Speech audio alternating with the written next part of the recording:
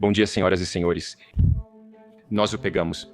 O suspeito do assassinato de Charlie Kirk foi detido menos de 2 dias após o ataque na Universidade do Vale de Utah. Vamos falar com um investigador particular para analisar as principais evidências apontadas pelos investigadores até agora, incluindo imagens de vigilância, o rifle recuperado, cartuchos de bala gravados e mensagens que o suspeito teria enviado ao colega de quarto.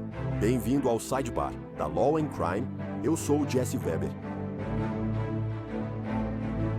Grande manchete. Eles o pegaram menos de 36 horas após Charlie Kirk ser baleado no evento no campus em Utah. As autoridades dizem que o homem que eles acreditam ser o responsável está agora sob custódia. E se você está ouvindo sobre esse caso pela primeira vez, aqui vai a versão resumida. Isso, quero dizer, explodiu em todo lugar. Então eu ficaria surpreso se você ainda não tivesse ouvido falar sobre isso. Mas estamos falando de Charlie Kirk, o cofundador de 31 anos da Turning Point Estados Unidos da América, casado, pai de 2 filhos e uma das vozes conservadoras mais proeminentes na internet. Ele foi baleado e morto em 10 de setembro, durante uma parada de turnê na Utah Valley University em Orem. Havia cerca de 3.000 pessoas reunidas naquele campus. E há um vídeo daquela cena. É perturbador. Mostra Kirk sob uma tenda, cercado por seguranças e barricadas de metal, quando alguém na multidão perguntou a ele sobre violência armada. E segundos depois, um único disparo é ouvido. A bala atinge Kirk no pescoço. Ele desaba enquanto pessoas gritam e correm para se proteger. E Kirk foi levado às pressas para um hospital próximo, mas foi declarado morto. As autoridades acreditam que o atirador disparou do telhado de um prédio a 140 a 180 metros. E então, você avança para agora.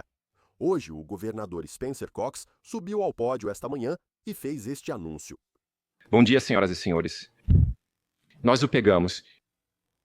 Na noite de 11 de setembro, um familiar de Tyler Robinson entrou em contato com um amigo da família, que então procurou o departamento do xerife do condado de Washington com informações de que Robinson havia confessado a eles, ou dado a entender que havia cometido o incidente. Essas informações foram enviadas ao departamento do xerife do condado de Utah e aos investigadores da Utah Valley University. Essas informações também foram repassadas ao FBI. Os investigadores analisaram imagens adicionais das câmeras de vigilância da UVU e identificaram Robinson chegando ao campus da UVU em um Dodge Challenger cinza por volta das 8h29 da manhã. No dia 10 de setembro, onde ele é visto em vídeo usando uma camiseta simples vinho, shorts claros, um boné preto com um logo branco e tênis claros. Quando foi encontrado no condado de Washington em 12 de setembro de manhã, Robinson vestia roupas iguais às das imagens de vigilância. Então vamos falar sobre o suspeito. Tyler Robinson, 22 anos, foi preso em 11 de setembro por suspeita de homicídio qualificado, porte de armas e obstrução. As autoridades informaram que a própria família o denunciou após ele confessar ou dar fortes indícios de envolvimento. O diretor do FBI, Kash Patel, afirmou que Robinson foi preso 33 horas após o assassinato. Veja agora o que estamos descobrindo sobre ele. Ele cresceu em Washington, Utah, e confirmamos que Tyler Robinson cursou um semestre na Utah State University no outono de 2021. Aparentemente, ele era um estudante de pré-engenharia, possivelmente tirou uma licença. Familiares dizem que sua política ficou rígida e que ele criticava Charlie Kirk, afirmando que ele era cheio de ódio e o espalhava. E as evidências? É sobre isso que queremos falar agora. As evidências que os investigadores apresentaram até agora. É muita coisa, vamos falar disso, mas primeiro, para me ajudar a analisar o que ouvimos até agora, quero chamar o investigador particular Ashton Peck. Obrigado pelo seu tempo. Ashton, bom te ver. Obrigado por me receber de volta. Quão realista é que as autoridades conseguiram identificar e prender esse suspeito em menos de 36 horas, considerando esse ataque, o que estamos discutindo, a geografia, a quantidade de pessoas, as circunstâncias. Isso te parece surpreendente? Isso parece um excelente trabalho policial, se você me perguntar. Sim, é um bom trabalho policial. Fiquei até surpreso que não o pegaram antes. Acho que talvez eles já tivessem identificado ele e só estavam tentando localizar fisicamente, sabe, onde ele realmente estava se escondendo. Saudações ao pai dele. Pelo que entendi, ele é um policial aposentado que ainda cumpre seu juramento e deve ser difícil entregar o próprio filho. Acho que todos os agentes do FBI, investigadores do Departamento de Segurança Interna, policiais estaduais, locais e universitários envolvidos tentaram localizar esse cara, mostrando um grande esforço em equipe das forças de segurança de Utah. Agora, sabe, nós estamos acompanhando essa história desde o começo e só conseguimos fazer isso graças ao apoio incrível que recebemos do nosso patrocinador, Morgan & Morgan. Essa é a maior firma de advocacia de lesões dos Estados Unidos. É um escritório com mais de 1.000 advogados. Sabe por que eles são tão grandes? Porque eles ganham muito. Eles já recuperaram mais de 25 bilhões de dólares para mais de 500 mil clientes. Pense nisso. Nos últimos meses, um cliente na Flórida recebeu 12 milhões de dólares, depois que a seguradora ofereceu apenas 350 mil dólares lá na Pensilvânia. O cliente recebeu 26 milhões de dólares, 40 vezes mais que a 650 mil da seguradora. Outro cliente seu, na Pensilvânia, recebeu 29 milhões após oferta inicial de 500 mil dólares. Mesmo que ache que seu caso não valha milhões, por que não abrir um processo e lutar pelo que merece? Morgan & Morgan. Eles simplificam tudo. É possível abrir um processo pelo celular em 8 cliques. Então, se você se machucou, pode facilmente abrir um processo em forvpeople.com/LC Sidebar, clicando no link abaixo ou escaneando o código QR na tela. Uma coisa interessante foi que quando eles fizeram a primeira coletiva de imprensa ontem de manhã, disseram que havia imagens de vigilância. Eles não iam divulgar ainda. Mais tarde, no mesmo dia, divulgaram a imagem de uma pessoa de interesse e depois as imagens do telhado. Imagino que isso deve ter ajudado. Acredito que eles receberam muitas dicas, pois as pessoas provavelmente buscavam alguém assim como vimos no caso Mangione. E aquela é uma região bem isolada, não exatamente isolada do país, mas é uma comunidade muito unida lá em Utah. Acho que na maior parte do tempo quase todo mundo se conhece. Então acho que divulgar aquelas fotos e vídeos é uma decisão óbvia. Alguém provavelmente viu e logo contatou as autoridades para identificar a pessoa. Você sabe por que pode ter havido resistência em divulgar isso imediatamente, caso eles já tivessem? Não tenho certeza do que aconteceu, mas pensei se houve relutância em divulgar as imagens porque já estavam atribuindo falsamente o tiroteio a pessoas nas redes e talvez quisessem evitar a propagação de informações erradas. Mas também, vocês não precisam da ajuda do público? Sim, é uma linha delicada que as autoridades precisam seguir. Como ex-policial, era ótimo poder divulgar informações ao público que sabíamos que ajudariam em um caso. Mas, ao mesmo tempo, precisávamos manter a integridade da acusação. Acho que o que temos aqui é, sabe, você entra na era dos clickbaits do Twitter ou X, dependendo de como você chama. Todo mundo quer dar o furo. Todo mundo quer poder dizer que foi o primeiro a postar a informação sobre o atirador. Você percebe que esses eventos trágicos são muito caóticos quando acontecem e tudo é tão carregado de emoção. E eu acho que para as autoridades, uma vez que a pasta de dente saiu do tubo, não tem como colocar de volta. Então, provavelmente um pouco relutantes inicialmente em divulgar o conteúdo daqueles vídeos, mas à medida que a investigação avançava nos dias após esse ataque, sim, eles tiveram que contar com aquelas imagens de vídeo e aquelas fotos. Do ponto de vista investigativo, há desafio em eventos públicos, com muitos vídeos e depoimentos de testemunhas? Quais os desafios de interpretar tudo isso em um evento público lotado com um ataque? Podemos discutir as questões de coleta de evidências, seja antes ou depois do ataque. A principal questão é discutir onde estavam as forças de segurança nessa comunidade e faculdade. Onde estavam os atiradores de elite? Avaliaram o local? Podemos discutir isso, mas no final há vídeos espelhados e gravações que precisam ser reunidas como evidência. É um desafio para as autoridades. É aí que os federais e o FBI podem entrar e, sabe, montar aquele grande disco rígido de múltiplos terabytes que pode armazenar milhares de vídeos e fotos. Por isso, a parceria com o FBI e agentes federais é essencial, mas realmente é um desafio. E no caos daquele momento, eu nem consigo imaginar a investigação inicial só tentando juntar as peças para tentar localizar o suspeito. Quero analisar as evidências com você, começando pelo vídeo. O FBI divulgou não só fotos, mas também o vídeo de vigilância. Isso nos dá uma visão muito clara da fuga desse possível atirador. E no vídeo, você pode ver uma figura, vestida de preto, dos pés à cabeça, correndo pelo telhado da UVU, poucos instantes após o disparo que matou Charlie Kirk. A pessoa corre até a beirada do prédio, se pendura, desce e some em direção à área arborizada próxima. E esse detalhe é importante porque não muito longe desse local, os investigadores mais tarde encontraram o que chamaram de um rifle de ferrolho de alta potência enrolado em uma toalha, e ao lado dele, aquelas estranhas cápsulas de bala gravadas que o governador Cox descreveu hoje, sobre as quais vamos falar, estavam lá. Então, Ashton, com base na sua experiência, quão difícil é, você sabe, preparar aquela fuga pelo telhado, como a que vimos no vídeo? Quero dizer, antes de tudo, parece que isso foi definitivamente planejado, certo? Saber onde se posicionar, mas escapar desse jeito é realmente alarmante. Bem, acho que o atirador provavelmente está contando com o caos que ocorre no momento em que o Sr. Kirk foi baleado e naquela reação ali. Todos os olhos estão voltados para isso. As pessoas acabam com visão de túnel, focando só na cena do crime. Você teve os relatos iniciais, pessoas gritando e berrando com um homem na multidão que elas achavam ser o atirador. Vimos algo parecido quando o presidente Trump quase foi assassinado na Pensilvânia. O caos do momento, felizmente, claro, você sabe, os contra-atiradores do serviço secreto conseguiram neutralizar o atirador. Mas não me surpreende que esse cara conseguiu escapar do jeito que conseguiu.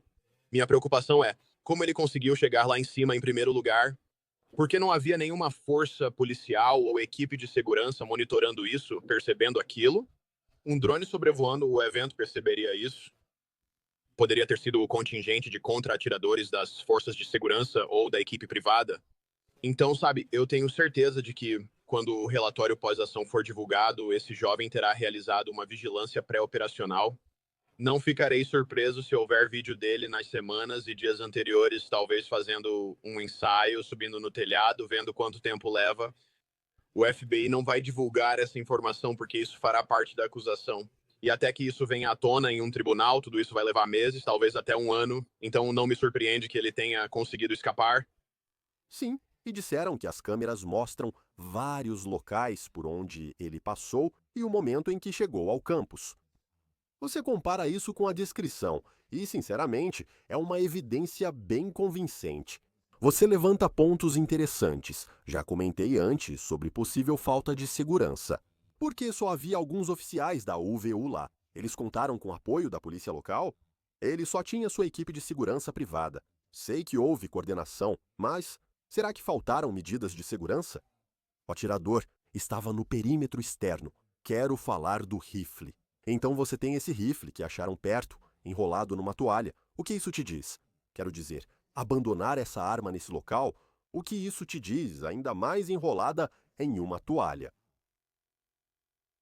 Bem, se você é um bandido e está antecipando a possibilidade de ser abordado pela polícia, você está tentando fugir, não necessariamente enfrentar a polícia. Normalmente, vemos atiradores ativos que ou cometem suicídio depois de enfrentar a polícia, ou enfrentam a polícia e se matam, ou então enfrentam a polícia e deixam que os policiais resolvam, tipo, um suicídio por policial.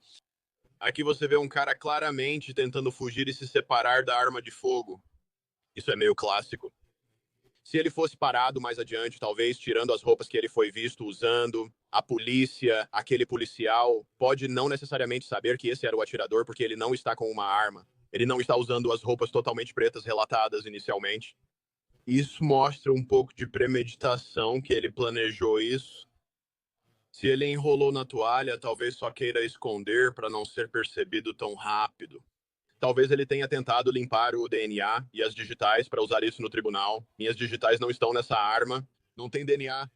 Mas eu duvido que esse seja o caso, porque com a tecnologia de DNA, de toque de hoje, vamos conseguir ligar essa arma ao crime e a ele. Isso vai aparecer no tribunal durante a acusação, claro. Mas se livrar da arma de fogo, isso é o básico do manual de fuga. É estranho pensar que você já sabia que ela seria encontrada.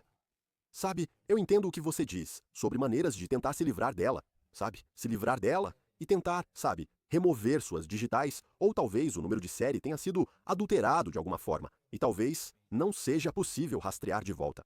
Mas parece que esse nível de planejamento, até aquele ponto e depois disso, ficou parecendo descuidado. Sim. E novamente esse jovem ainda está com o córtex cerebral em formação. Pressupondo. Ele é a pessoa que conseguiu um. Se o suspeito sob custódia for o responsável, tudo precisará ser provado em tribunal, onde seus direitos serão garantidos. Ele tem seus direitos constitucionais e vai ter que comparecer diante de um juiz e de um júri e terá um advogado de defesa e tudo isso, todo o aparato da justiça criminal americana. No fim das contas, sempre digo sobre esses ataques, especialmente de ideologia radical, pessoas com ideias violentas por ressentimento, às vezes não é nenhum bicho de 7 cabeças. Não complique tanto, ele é só um garoto de 20 e poucos anos. Ele provavelmente não pensou muito e achou que teria sorte do fuzil não ser encontrado. Agora você tem essa suposta confissão que, se aceita como prova pelo júri, é algo enorme. Então, o governador Cox disse que Robinson supostamente admitiu ou deu a entender que fez isso quando falou com a família. O próprio pai dele, aparentemente, o reconheceu nas fotos do FBI e o incentivou a se entregar. Isso, se for verdade, me faz pensar sobre a pressão do ambiente, Ashton, e também sobre a idade. Isso é comum? Você vê isso. Você supostamente comete um crime hediondo, conhecido no mundo todo, um grande acontecimento. Você se surpreenderia se isso fosse verdade? Houve uma confissão. Não, isso não me surpreende. Eu acho que as pessoas querem contar a sua história. As pessoas querem, eu pessoalmente acho, sabe? E isso é minha opinião pessoal, tendo apenas dado uma olhada em informações da internet, acho que esse jovem agora, ele passa a ser o centro das atenções. Ele vira o centro das atenções. Sempre falei que muitos desses atiradores que cometem assassinatos ou tiroteios em massa buscam atenção desesperadamente. Eles sentem que tem essa mentalidade de perdedor. Eu não sou bom em nada, mas pelo menos posso ser bom nisso. Então eu acho que você tem a psicologia do momento. Você leva em consideração a ideologia, né, o processo de radicalização. Vamos falar sobre isso porque havia muitas teorias sobre o que poderia ter acontecido. Além da suposta confissão, investigadores relatam que familiares notaram mudanças no comportamento dele nos últimos anos, tornando-se mais político e mencionando Charlie Kirk. Ao falar com um colega de quarto de Robinson, os detetives descobriram detalhes mais perturbadores. Veja o que disse o governador Cox. Os investigadores entrevistaram esse colega de quarto, que afirmou que seu colega, referindo-se a Robinson, fez uma piada no Discord. Os investigadores pediram para ele mostrar as mensagens no Discord. Ele abriu o app e mostrou várias mensagens aos investigadores, deixando que fotografassem a tela enquanto cada mensagem era exibida pelo colega de quarto de Robinson. Essas fotos traziam várias mensagens, incluindo conversas entre o contato Tyler com um emoji e o dispositivo do colega de quarto de Robinson. O conteúdo dessas mensagens incluía mensagens do contato Tyler afirmando a necessidade de recuperar um rifle de um ponto de entrega, deixar o rifle em um arbusto, mensagens relacionadas a observar visualmente a área onde o rifle foi deixado e uma mensagem referindo-se a ter deixado o rifle enrolado em uma toalha. Quer dizer, Ashton, isso obviamente é muito Os promotores não precisam provar o motivo na maioria dos crimes. Eles não precisam provar isso neste caso, mas isso ajuda a explicar a história e o motivo de alguém ter feito isso. Às vezes, é difícil entender a mente de alguém. Mas eu tenho que dizer, a maneira como Charlie Kirk foi morto, onde ele foi morto e quando ele foi morto, com base nessas alegações do Sr. Robinson, faz sentido. Bem, quero dizer, talvez faça mesmo. No fim das contas, o motivo final de por que alguém faz o que faz é tão fácil tentar pintar isso como uma questão preto no branco, como algo binário, um ou zero. Ele era contra a direita, ele era isso, ele era aquilo, ele tinha inclinações políticas e foi por isso que ele fez isso. Psicologicamente, lá no fundo, nós não sabemos por que esse jovem fez o que fez. E talvez ele não entenda, mas ele usa uma motivação política para meio que justificar suas ações. Então pode ser, eu até pensei nesse conceito, sabe? Muitos desses jovens, esses atiradores jovens que estão nessa faixa etária, será que isso é uma questão de doença mental? Isso pode ser o início de esquizofrenia paranoide, que costuma surgir dos 20 aos 25 anos. Será que, no fundo, ele tinha inveja de Charlie Kirk? Charlie Kirk meio que personificava o que a direita vê como alguém privilegiado, bonito, casado, com filho e família, aquele tipo de americano exemplar que consegue debater e entrar em espaços onde as pessoas não concordam com ele, mas mesmo assim consegue se sair bem. Você não sabe qual era a motivação disso. E só para descartar isso como uma questão política, sabe? Ele pode ter usado a política e a radicalização da política para justificar talvez uma avaliação psicológica seja concluída em alguns meses. Ele pode. Não saber disso.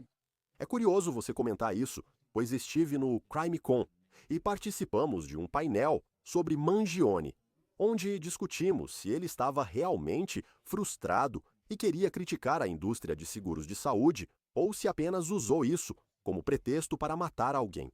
Novamente, assumindo que ele é inocente, até que se prove o contrário também, mas supondo que ele tenha feito isso, será que isso era algo a se considerar? Agora, uma coisa que as pessoas podem estar pensando enquanto falamos sobre se o Sr. Robinson realmente cometeu esse crime é: como é que familiares ou amigos deveriam, quero dizer, você não pode prever algo assim, mas o que você diria para eles? Você investiga todos esses tipos de crimes o tempo todo. Quero dizer, isso era previsível?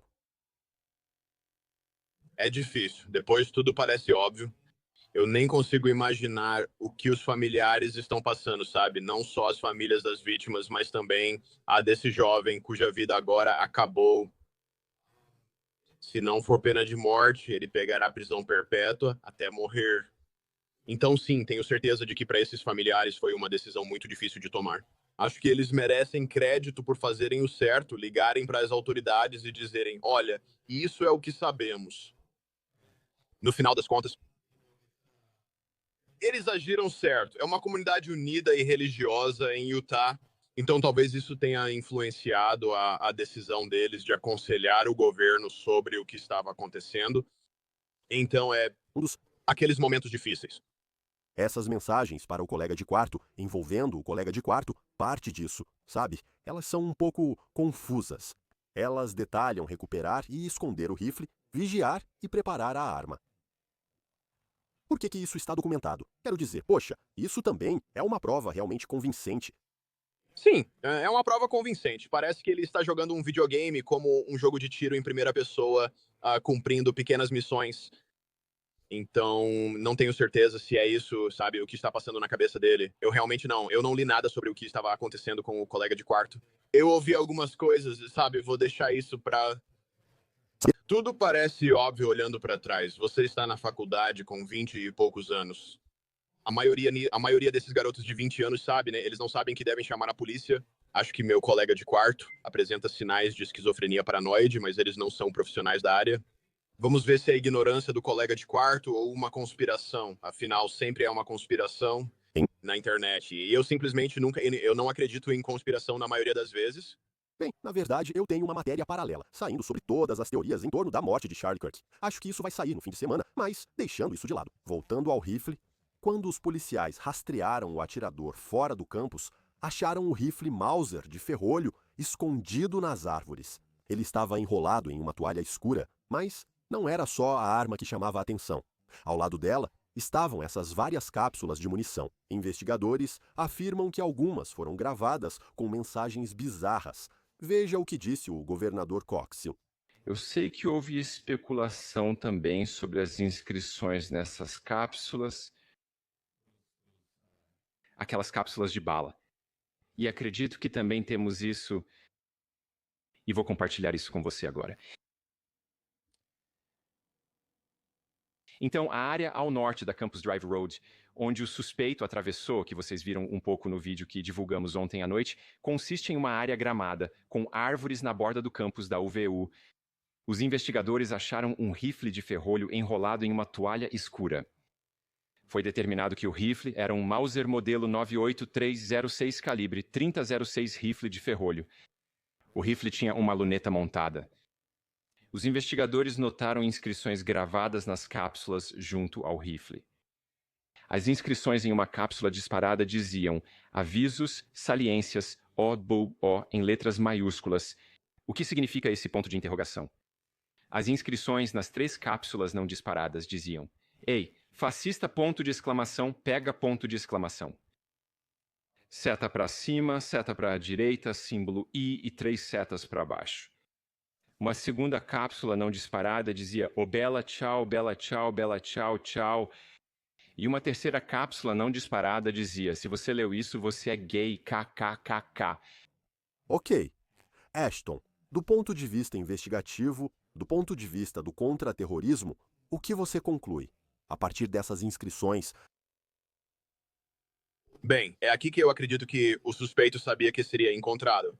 É ele pensando de novo: eu faço parte da história, eu sou o personagem principal, eu posso interpretar o papel e estou no centro das atenções. só para questionar, existe a possibilidade de que ele esteja realmente pretendendo disparar pelo menos uma ou mais dessas balas? Quando forem recuperadas do Charlie Kirk ou de outro, as mensagens poderão ser encontradas. Isso é absolutamente possível, com certeza. Mas, de novo, acho que esse cara, sabe, ele se vê como um perdedor. Agora ele passa a ser o centro das atenções. Eu vejo isso em tantos desses assassinatos em massa, nesses eventos de atiradores ativos. Sabe, de novo, queremos dizer que é isso, é a esquerda, é a direita, são as seguradoras, culpem os CEOs. No fim das contas, esses são jovens quebrados que querem ser o centro das atenções. E eu acho que quando você deixa munições com inscrições para serem encontradas pela polícia, isso é você. Você está interpretando esse papel como em um jogo ao vivo. Deixe isso de lado. Do ponto de vista de um advogado, do ponto de vista de um promotor, eles argumentariam que isso mostra premeditação. Gravar aquilo e enviar mensagens específicas mostra premeditação. Ok. Vamos falar sobre as roupas e o que sabemos do que o suspeito vestia antes e depois do tiroteio. Os investigadores afirmam que Robinson tentou se disfarçar naquele dia. Quando ele foi visto pela primeira vez no campus, ele estava com roupas diferentes, e então ele trocou de roupa no telhado e depois voltou a vestir aquela roupa em algum momento, de modo que, quando foi detido, quando foi preso, as roupas coincidiam com as que ele usava antes do tiroteio aqui na UBU. Robinson foi visto no campus de manhã com camiseta vinho, shorts claros, boné preto e tênis. Quando os policiais o encontraram depois, ele ainda usava roupas dessa descrição. Então, Ashton, novamente, esse é outro elemento-chave de evidência de identificação. Sim, absolutamente. Isso mostra a premeditação, mostra o planejamento, mostra a malícia premeditada. Ele está usando roupas que, você sabe, essa camiseta tem um símbolo patriótico com uma mensagem patriótica. Então, para mim, estou me misturando com a minha região. Sabe, você não iria querer usar, tipo, cabelo roxo e rosto cheio de piercings em todo lugar. E isso vai chamar atenção naquela comunidade, naquela região. Então ele vai usar o que se misture com a região. Acredito que sim. Colocar e tirar um disfarce evidencia a premeditação.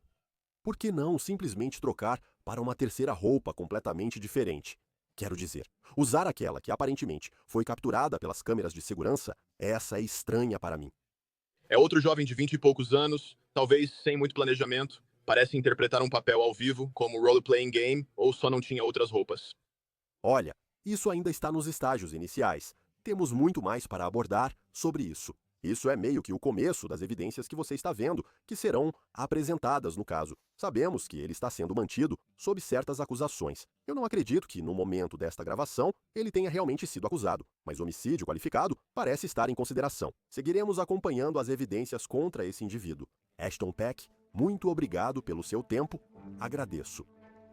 Obrigado por me receber. Muito bem, pessoal. Isso é tudo que temos para vocês agora aqui no Sidebar. Muito obrigado por nos acompanharem. E como sempre, inscreva-se no YouTube, Apple Podcasts, Spotify ou onde ouvir podcasts. Siga-me no Instagram ou X. Sou Jesse Weber. Até a próxima.